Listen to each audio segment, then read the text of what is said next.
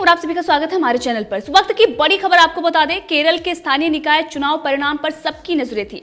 BJP ने सबको चौंका दिया है, जिस तरीके से बेहतर प्रदर्शन बीजेपी की तरफ से किया जा रहा है। इससे पहले हमने देखा हैदराबाद, राजस्थान, गोवा और अब केरल में बीजेपी की जिस तरीके से शुरुआत हुई है, जो बेहतर प्रदर्शन बीजेपी कर रही है, उससे ये अंदाजा लगाया जा सकता है कि दक्षिण भारत में बीजेपी ने शुरुआत कर दी है हैदराबाद से ही, और अभी तो ये झांकी है, अभी जो पूरी फिल्म है वो बाकी है, ऐसा कहा जा रहा है बीजेपी की तरफ से। और आने वाले दिनों में दक्षिण भारत में भी बीजेपी का वर्चस्व बढ़ने वाला है। लगातार बीजेपी बेहतर प्रदर्शन कर रही है। इस वक्त अगर हम बात करें केरल स्थानीय निकाय चुनाव परिणामों की, तो उसमें सीपीएम के नेतृत्व वाली सत्तारूढ़ एलडीएफ गठबंधन अभी भी बढ़त बनाए हुए है, और वहीं पर दूसरे नंबर पर यूडीएफ है, जबकि बीजेपी के नेतृत्व वाला एनडीए गठबंधन पिछले चुनाव के तुलना में इस बार अच्छा प्रदर्शन कर रहा है। त्रिवेंद्रम और तिरुवनंतपुरम में बीजेपी ने अपना पूरा दम दिखाया है। और इसके साथ ही अगर हम बात करें कुछ खास सीटों की, तिरुवनंतपुरम की अगर हम बात करें, वहां पर शशि थरूर का गढ़ माना जाता है, लेकिन बीजेपी ने एक बार फिर से दिखा दिया है कि कांग्रेस के बड़े बड़े दिग्गजों के गढ़ में जाकर किस तरीके से वो कांग्रेस और बाकी पार्टियों को मात दे रही है और बेहतर प्रदर्शन कर रही है।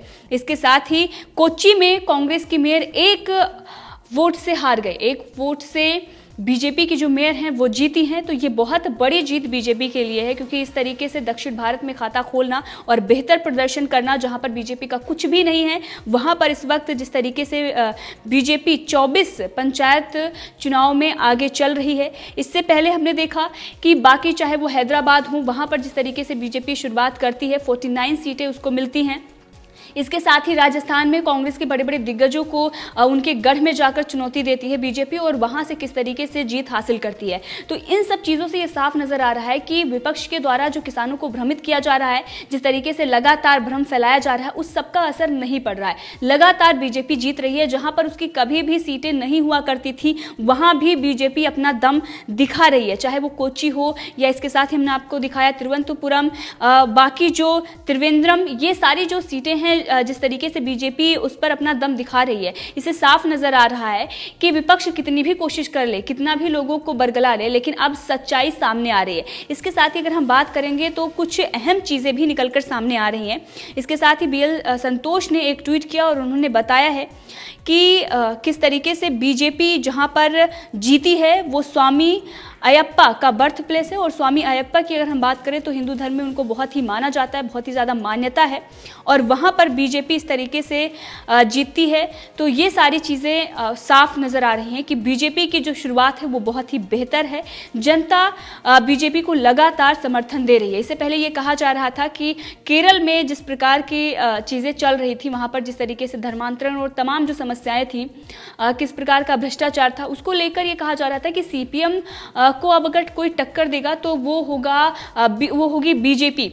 लेकिन इससे पहले ही वहाँ पर कम्युनिस्टों का गढ़ रहा है, और किस तरीके की वहाँ पर तुष्टीकरण की राजनीति होती आई है। तो वहाँ पर अगर बीजेपी को इस तरीके की सीटें मिलती हैं तो ये बहुत बड़ी बात हो जाती है।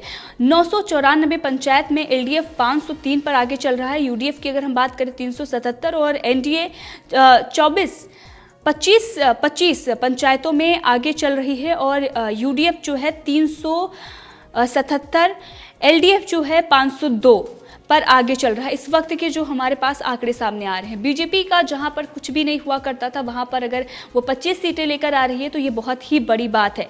त्रिवेंद्रम में बीजेपी के जिला अध्यक्ष वीवी राजेश भुजपुरा वार्ड से चुनाव जीत गए हैं, और बीजेपी की तरफ से विधायक का चुनाव लड़ चुके राजेश को स्थानीय निकाय चुनाव में उतार भगवा दल ने बड़ा दांव चला था।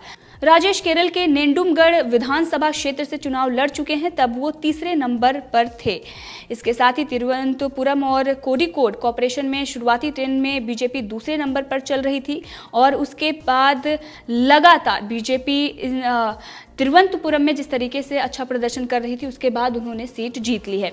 2015 के निकाय चुनाव में बीजेपी ने तिरुवनंतपुरम में दोनों विपक्षी दलों को हैरान कर दिया था। बीजेपी तिरुवनंतपुरम नगर निगम के 100 वार्ड में बीजेपी 34 सीटें जीतकर दूसरे नंबर पर रही थी। तो यूडीएफ तीसरे नंबर पर धकेल दिया गया था, और इसके साथ ही अगर बात करें तो यूडीएफ के खाते में 21 सीटें आई थी। एलडीएफ 42 सीटें जीतकर नंबर 1 बनी थी। इस बार के चुनाव में भी बीजेपी कड़ी टक्कर देती दिख रही है। बीजेपी की अगुवाई वाली एनडीए की वाम मोर्चे के मेयर प्रत्याशी एस पुष्पलता को हरा दिया है। तो यानी कि वामपंथी की दल की जो नेता थी एस पुष्पलता, उनको एनडीए की अगुवाई, जो बीजेपी की अगुवाई वाले एनडीए हैं, उन्होंने हराया है। और इस वक्त अगर हम बात करें तो जो रुझान है तिरुवनंतपुरम में, जिस तरीके के रुझान थे और उसके बाद जो सीटें जिस तरीके से निकलकर सामने आई और बीजेपी ने वो सीट जीत ली है।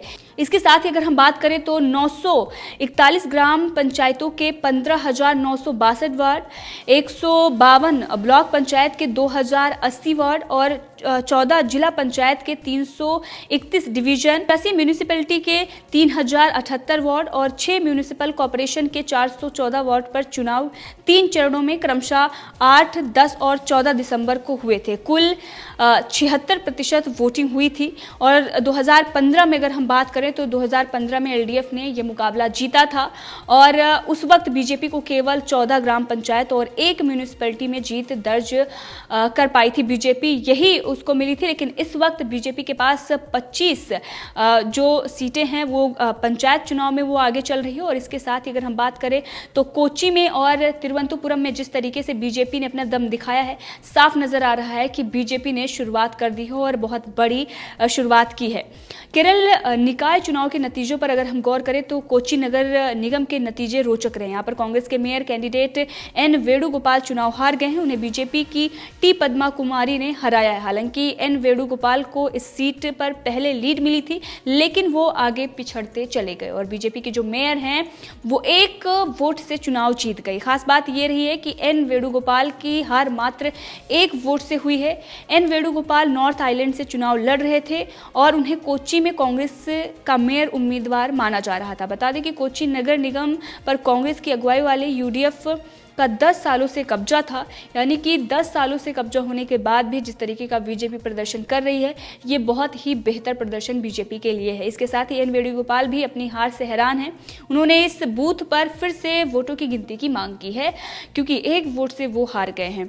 इसके साथ ही ये बौखलाहट उनकी सामने आई है और उन्होंने ये कहा है कि फिर से वोटों की गिनती की जाए। इसके साथ ही आपको बता दें कि एन वेणुगोपाल केरल प्रदेश कांग्रेस कमेटी में सचिव हैं। 2005 और 2010 के निकाय चुनाव में उन्होंने दक्षिण आइलैंड से जीत मिली थी। इस सीट से लेफ्ट की अगुवाई वाले एलडीएफ ने सीडी नंदकुमार को मैदान में उतारा था। और इसके साथ ही केरल निकाय चुनाव में ताजा नतीजों की अगर हम बात करें तो एलडीएफ 7 वार्डों में जीत चुकी है। एनडीए ने 3 वार्डों पर जीत मिली है और यूडीएफ को 1 वार्ड पर जीत मिली है। इसके साथ ही एनडीए 24 सीटों पर आगे चल रही है। अगर हम पूरी तरीके से इस चुनाव की बात करें तो इसमें बीजेपी ने बहुत ही अच्छी बढ़त बनाई है। पहले जो उसका जो वर्चस्व रहा है दक्षिण भारत में, और अब बिल्कुल पलट दिया है। तो बीजेपी ने एक बार फिर से लोगों को चौंकाया है और इस पर बीजेपी के जो नेता हैं लगातार वो जश्न मना रहे हैं।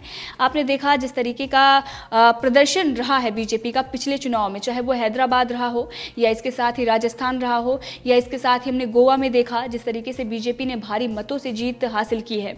इससे ये सबको बीजेपी लगातार चौंकाती चली जा रही है। एक तरफ विपक्ष जो किसान आंदोलन को लेकर राजनीति कर रहा है, उस पर किस तरीके से लोगों को भ्रमित कर रहा है और उस पर खूब राजनीति करके, चाहे वो कांग्रेस हो या आम आदमी पार्टी और तमाम पार्टियां जिस तरीके की यहाँ पर राजनीति कर रही हैं, उसका असर पूरे देश में दिखाई नहीं पड़ रहा है। इसके साथ ही अगर हम दक्षिण भारत की बात करें तो वहाँ पर पहले से ही कांग्रेस और वामपंथियों का गढ़ रहा है।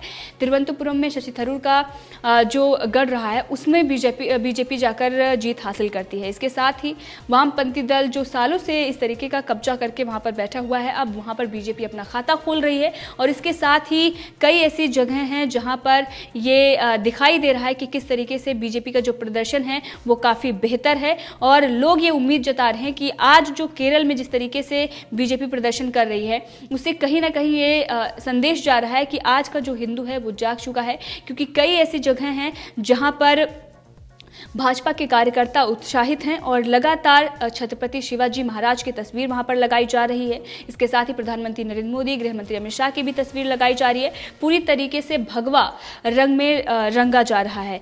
इसी के साथ अगर हम बात करें पाला कक्कड़ की, तो वहां पर म्यूनिसिपैलिटी में जिस तरीके से सेकेंड टाइम बीजेपी जीत कर आई है और वहां पर बीजेपी ने 52 वार्डों में 28 वार्ड जीते हैं और जिसके बाद वहां पर भगवा लहराया जा रहा है और शिवाजी की तस्वीर के साथ प्रधानमंत्री नरेंद्र मोदी और गृह मंत्री अमित शाह की भी वहां पर तस्वीर लगाई गई है, पोस्टर बैनर लगाए जा रहे हैं और कार्यकर्ता काफी उत्साहित नजर आ रहे हैं। इसके साथ ही सबसे बड़ी जो बात रही है, मैंने आपको पहले ही बताया कि BL संतोष ने इस पर ट्वीट करके बताया कि बीजेपी ने वो सीट हासिल की है, वहां पर जीत हासिल की है जहां पर स्वामी अयप्पा का जन्म हुआ था। स्वामी अयप्पा की अगर हम बात करें तो हिंदुओं में, मैंने आपको पहले भी बताया कि हिंदू बहुत ही बड़े ये देवता माने जाते हैं और बहुत ही अहम माना जाता है इनको। वहां पर अगर जाकर बीजेपी खाता खोलती, वहां पर जाकर इस तरीके से जीत हासिल करती है तो ये शुभ संकेत बीजेपी के लिए माने जा रहे हैं। और पिछले जो चुनाव जिस तरीके से रहे हैं और अब जो बीजेपी लगातार चुनाव जीत रही है, बीजेपी का जो वर्चस्व है वो लगातार बढ़ता जा रहा है